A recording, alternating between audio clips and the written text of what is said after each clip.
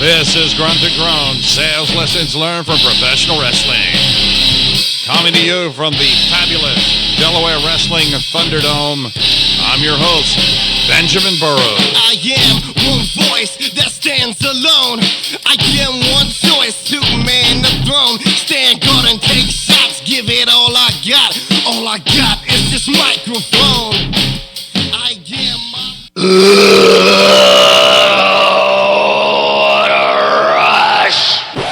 Reach for the sky, boy. Hey, everybody, this is Billy Gunn. Hi, this is Glasgow, Delaware Kit Kat. Hey, it's me, the mouth of the South, Jimmy Hart. This is the Birdman Coco Beware. Hey, this is Leo Rush. In Macho Madness, yeah. Growing, and more seductive than sex. To me, they are the greatest tag team in the world. Ladies and gentlemen, please welcome Matt and Nick Jackson, the Young Bucks. Hey, this is the NWA World's Heavyweight Wrestling Champion, the National Treasure, Nick Holden. Woo! It's the Nature Boy.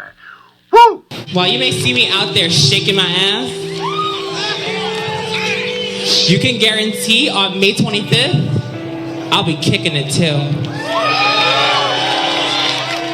This is Tito Santana, WWE Hall of Famer. Ladies and gentlemen, welcome one of the founding fathers of All In, the executive vice president of All Elite, Cody! And what you gonna do when Hulkamania and the largest arms in the world destroy you? Beard villain Johnny Malloy here, and I never listen to Grunt to Groan with Benjamin Burrows. There you have it. Nobody listening to Grunt to Groan, sales lessons learned from professional wrestling. Not Hulk Hogan, not Leo Rush, not the beard villain Johnny Malloy. I don't even think my mom listens anymore. But it is an honor to have you listening to our podcast. This is Grunt to Groan, sales lessons learned from professional wrestling. I'm your host, Benjamin Burrows, and we are coming to you from the fabulous Delaware Wrestling Thunderdome. It has been newly remodeled. Sunny Thunder and the Sons of Thunder did a great job. We have air conditioning, a hot and humid day, a little wet here in the Northeast, but we have air conditioning at the fabulous Delaware Wrestling Thunderdome. So I want to thank Sunny Thunder and the Sons of Thunder for that. Also, thank you, Dave the Ray, for being our producer. This is episode number 40. Man, can you believe it? 40 episodes of Grunt to Groan, sales lessons learned from professional wrestling. And it does my heart good that we're able to bring this to you. We know that our analytics are monitored by us. They're very special to us to follow the analytics of the program. And especially with the fact that we're now heard in 17 different countries all over the world. That blows me away that, when I wrote the book, I figured there was absolutely no way that I would sell any copies of the book. And we've been very successful in selling the book. And when we started the podcast, I figured there's no way, it's just not conceivable or possible that we could reach 17 different countries with the message of Grunt to Groan, sales lessons learned from professional wrestling. But here we are, episode 40, 17 countries, and the analytics here in the United States are pretty impressive, too. Our top 5 cities where we have the most people tuning into the podcast are Baltimore, Maryland. Thank you, Baltimore. New York City, Chicago, Boston, and the greater Minneapolis area. So I want to thank all of you who are tuning into our podcast from those cities. Thank you very much for checking out our podcast and making us somewhat relevant in the profession of sales. I want to thank the following businesses. I know that there's representatives from these manufacturers and these businesses that are supporting the podcast. The analytics show it. And this is from LinkedIn. When we posted on LinkedIn, we know that we have quite a following with Nilfisk Advance. Want to thank you guys. MSC Industrial Supply, want to thank you guys. Johnson Controls, want to thank you. SC Johnson Professional, want to thank you. Tenet Company, want to thank you. Also, Karcher, North America. I have a lot that listen to us from Karcher, North America. So I just want to thank each and every one of you for taking time out of your busy day to listen. Remember, as a sales professional, you are the great American thunder on which this nation rolls, because nothing happens, I mean nothing happens, until you sell it.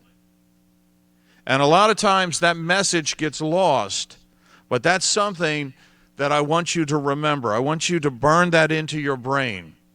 As a sales professional, you are the great American thunder, because really nothing happens in this great country until something is sold.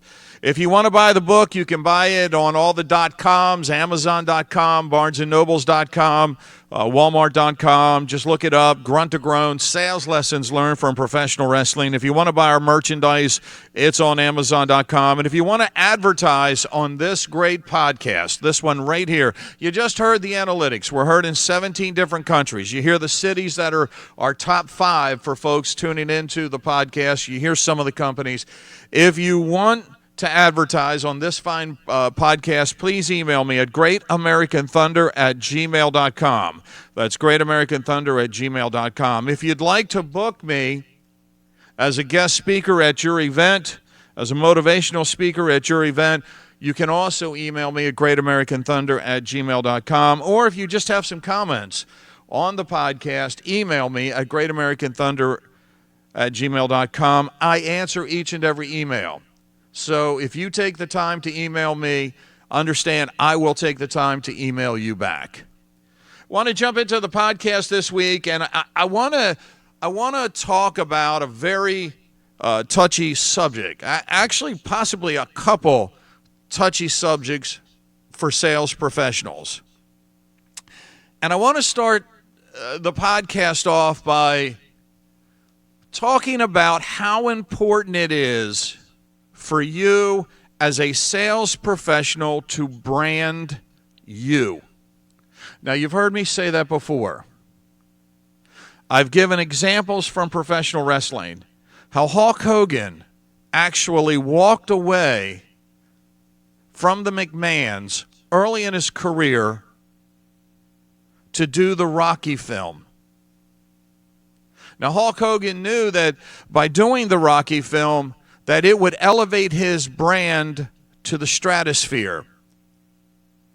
And you could actually say that it was the catalyst that pushed Hulk Hogan and the WWE into the mega company that it is today. You see, Hulk Hogan took more interest in his brand than even those who employed him did. Now, that's tough to say. And you could say that I've come to that conclusion just by what I've read and not real facts. And I have. I've come to that conclusion by reading Hulk Hogan's book and reading other accounts of what happened between the McMahon family and Hulk Hogan at that time. But the point here is that Hulk Hogan put his brand first. And as a sales professional, the lesson to be learned there is that your brand should come first. Now, I'm not talking about branding the products that you sell. I'm talking about branding you. I'm not talking about branding the company or companies that you represent. I'm talking about the branding of you and how important the branding of you is going to become in the profession of sales. You know, you can quickly hurt your brand.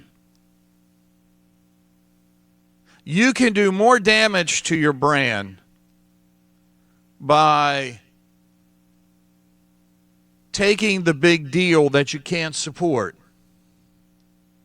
or promising your clients something that you can't deliver. Here's a good example of that. The WWE recently had a card in Saudi Arabia, a super card in Saudi Arabia, and the main event was The Undertaker and Goldberg. Now, both of these wrestlers are iconic brands in the industry of professional wrestling. And both wrestlers, and I say this with great respect, are well past their prime. Their glory days have come and their glory days have gone. Now, Bill Goldberg has built a brand outside of professional wrestling, especially in the world of high-performance automotive. He's a gearhead. He's a hot rodder.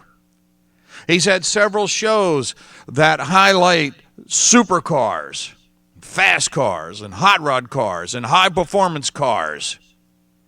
And that brand of the rough, tough Bill Goldberg is what launches and sustains that brand in high-performance automotive. The Undertaker, on the other hand, he's recently retired or semi-retired from professional wrestling, so his brand is more centered around professional wrestling. He hasn't branched out like Bill Goldberg. Well, the two of these wrestlers met at the Supercard, and the match was an absolute disaster. I mean a disaster. Bill Goldberg tried a spear. He hit his head on a ring post, busted himself open, which wasn't planned, wasn't scripted, and gave himself a concussion. He actually passed out right after the match ended. The Undertaker looked out of shape. The match was not these two iconic brands at their best. And I say that with all great respect. And it hurt their brand. It really hurt their brand.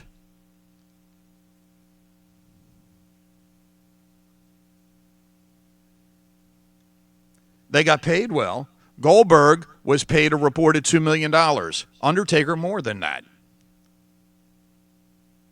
On the other hand, you had the Rhodes brothers, Dusty Rhodes and Cody Rhodes, who had a great match at AEW's Double or Nothing, and that match actually enhanced both of their brands and the brand of AEW. It is considered possibly one of Dustin Rhodes' greatest matches ever.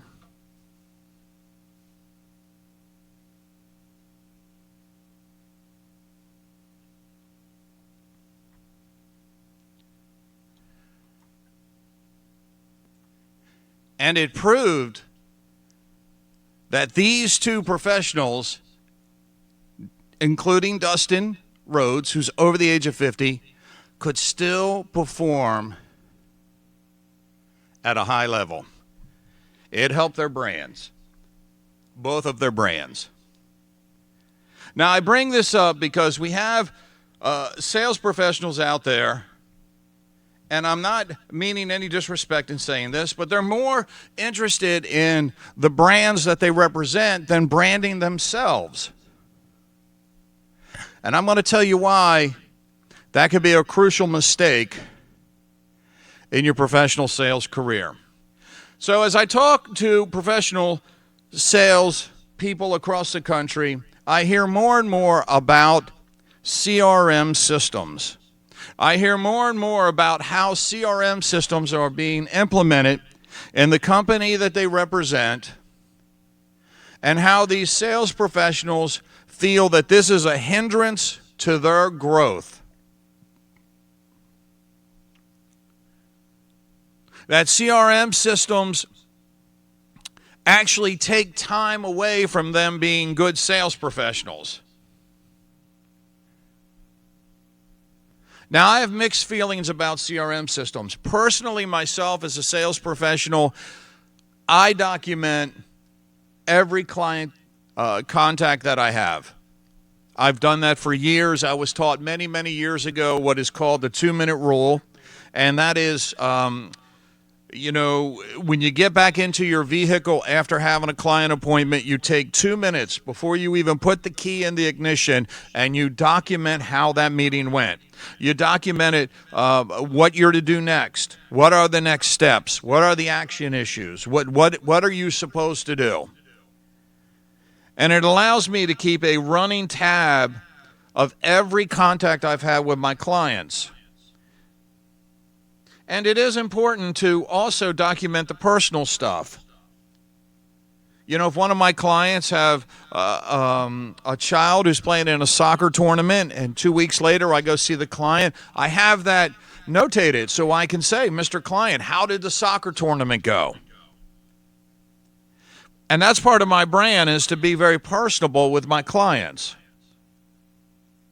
So I have mixed emotions about CRM systems, because even though I employ a CRM system in what I do, I've heard other sales professionals say that there are sales organizations out there who are paying a bonus based on whether they update their CRM as opposed to whether they're actually closing sales. And I think that's taking it to an extreme.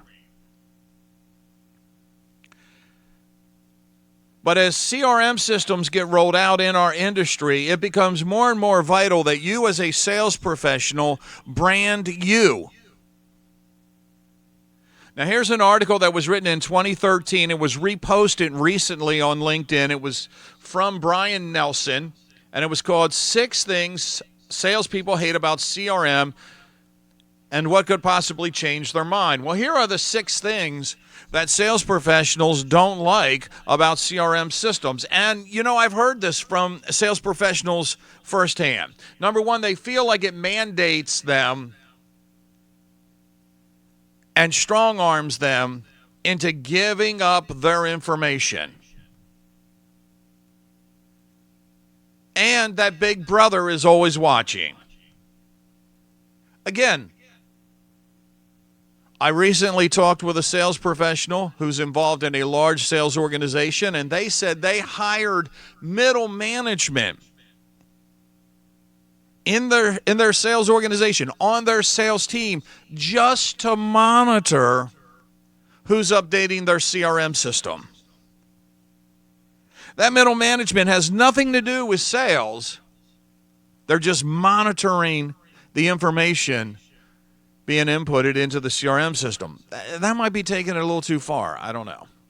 Number 2, sales professionals hate the CRM system because it's time-consuming to enter data, and there is times that it is. Again, I use the 2-minute rule, so I allot 2 minutes after every appointment or every phone conversation that I have to document. Number 3, salespeople love interacting with their clients and not CRM systems and not CRM programs. Number 4, now, if you are a sales leader in your sales organization, number 4 is a very important point. A lot of CRM systems get rolled out, and there's inadequate or no training on the CRM system. So sales professionals are left more confused than they are confident. And if they don't understand the program and they don't understand how the program works, it's going to take much longer for them to complete the program, to complete the process. And that piggybacks on the point number 5. The CRM systems are too complex and too confusing. And number 6, there's poor implementation of the program. Now, these are the 6 things, according to Brian Nelson, that sales professionals do not like about CRM systems.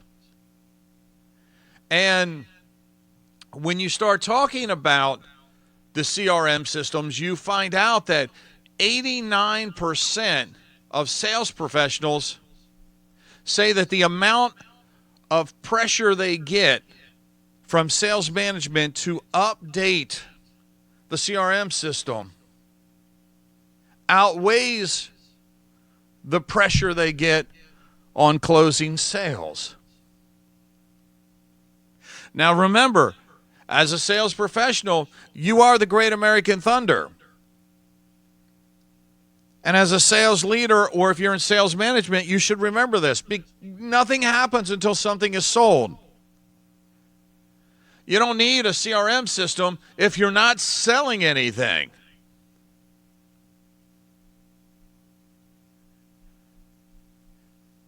And 87% of sales professionals say that their companies require them to use a CRM system to track their activities. 87% of sales professionals now are using a CRM system, and they believe that management just uses it to track their activity, not their results. Think about that. And 78% admit that as sales professionals, they only check the boxes. Now that comes from the article 10 Reasons Why Salespeople Need CRM, written in November of 2018 by Zamira Plaksha.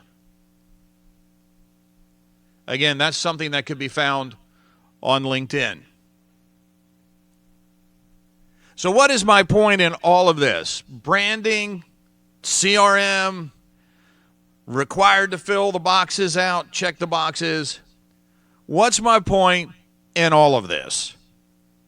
When you break it down, sales professionals believe that the CRM system is designed to replace them.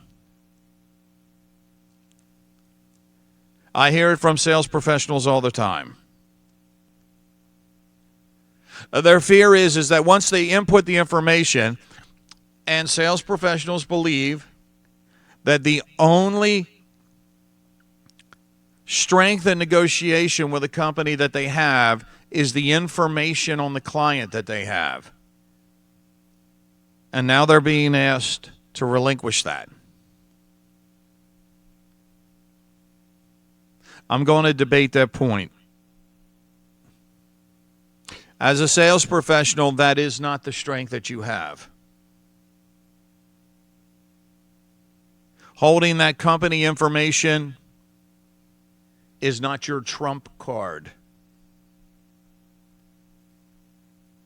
How you brand yourself is your strength. How you brand yourself to your client is your strength. There was an old sales adage from many, many years ago. You don't hear it anymore. And it goes something like this: clients don't buy your products, clients buy you. So what are you doing to brand you? How are you separating yourself from your competition as a brand? And when I mean your competition, I'm even talking about that click and buy that you can do on the internet right now. Here's an example from my sales career. I like to get involved with my clients. I like to know what they're doing. I like to know when they're doing it. I like to know what their kids are doing or what their spouses are involved in. I like to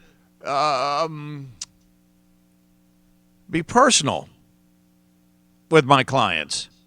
Again, if I know a client's daughter was playing in a soccer tournament 2 weeks ago, I'll make it a point to ask, how did the tournament go? And sometimes I'll ask these questions when the negotiations are at their toughest.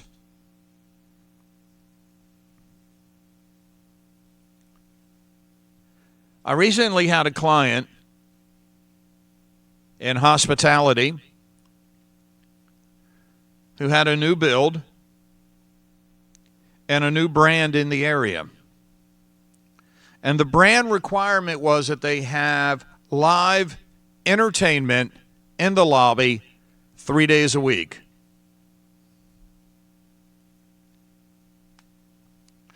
And the GM coming from out of the area wasn't quite sure where to even start.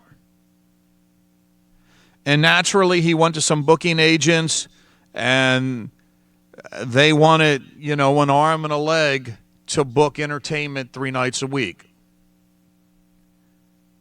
So when he was telling me about this dilemma, I said, why don't you let me help? You see, that's part of my brand, is to be a resource. And not just be a resource within the silo I represent, but how about outside that silo? And my client said, well, what do you know about booking bands? I said, I don't know anything about booking bands, but I can tell you this. I know every band, every solo artist, every duo, every trio from every genre in the area because I've played music here for the past 25 years. I know all the DJs. I know them all. He said, all right, if you could help me, that'd be great. So I took a Saturday, I took a couple hours, and I booked out his entire summer, all the way till the end of September. I provided him a spreadsheet with the artist, their name, their phone number, their email address, and a link where he could see them. It took me a couple hours. That's because I know him. My client was blown away. And he is part of a large chain of hotels in my area. And he makes no bones about it. He tells all the other GMs, Benjamin is a resource. Make sure to use him. Now that's part of my brand. That's how I brand me. That's how I brand Benjamin Burrows, the sales professional. And as CRM systems get rolled out, I suggest very strongly that if you're not branding yourself as a sales professional, that you take a long, hard look at that and you start to brand you as a resource, both in and out of the silo you represent. And don't be afraid of a CRM system. Use the 2-minute rule to enter the information. Make that system work for you. And with that, I'm going to close this, the 40th episode of Grunt to Groan, Sales Lessons Learned from Professional Wrestling. Don't forget, you can contact me at greatamericanthunder@gmail.com. You can follow me on LinkedIn at Benjamin Burrows. Follow me on Twitter at Great American Thunder. You can connect with me, Benjamin Burrows, on Facebook, and I'll be happy to respond to any emails that you send me. I want to thank you for taking the time out of your day to listen to our podcast. And remember, you are the Great American Thunder on which this nation rolls, because nothing happens until something is sold. So quit listening to me. Get out there. Sell something. Voice that stands alone. I give one choice to man the throne. Stand guard and take shots. Give it all I got. All I got